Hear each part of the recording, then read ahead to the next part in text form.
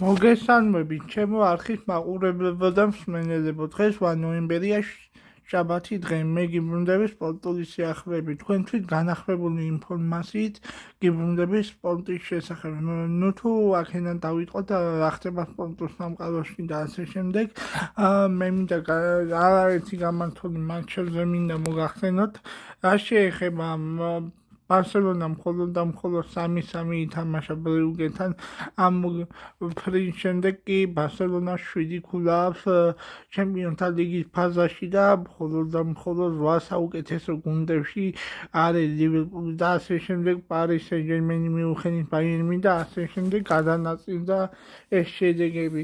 როგორც მოგეხსენებათ, მიუნხენის ბაიერნმა 4-დან 4 მოიგო, პარი სენ-ჟერმენმა 3-დან 1 წააგო და ეს სტატისტიკებია, რა თქმა უნდა, მხოლოდ და მხოლოდ ამ სტატისტიკებზე მეწყვილებს, რომელიც 25 ნოემბერს უნდა გაიმართოს შემდეგი მატჩები და ასე შემდეგ. ეხლა კი რა შეეხება ჩვენი სასაუბრო თემა და მთავარი თემა არის დაბრუნდა ეს მატჩები საქართველოს ნაკრები რაც ითამაშოს მორაგბეთა ნაკრები, ჩვენი მორაგბეთა ნაკრები მორი მატჩს გამართავს ამერიკის შეერთებულ შტატებთან. სტატისტიკა შემდეგნაირად გამოიყურება 2017 წელს საქართველომ 17 21 მოუგო, 2017 წელს საქართველომ 21 2 მოუგო და ძალიან დაძაბუნდა დრამატულ ბრძოლაში, რა თქმა უნდა, ძალიან პრინციპული მატჩი იყო.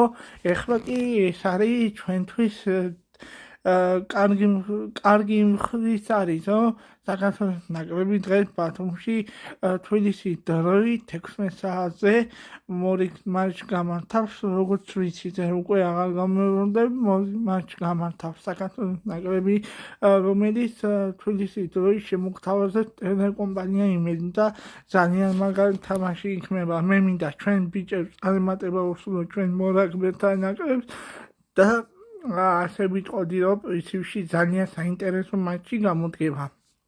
როგორც ვიცით, მე მგონი სავარაუდოდ თუ ავშტებით ჭორების დონეზეც არაა საუბარი, ინფორმაცია დადასტურდა, რომ თითქოს ლევან მაისაშვილი ისევ დაუბრუნდა საწვრთნელო საქმეს და მე მინდა წარმატება უსურვო, ვინც არ უნდა იყოს საქართველოს მორაგბეთა ნაკრების მწვრთნელი.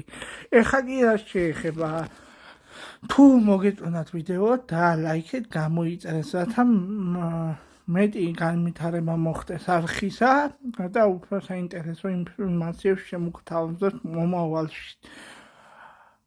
აბა კარგად მზადდებოდეთ მომავალ შეხვედრამდე.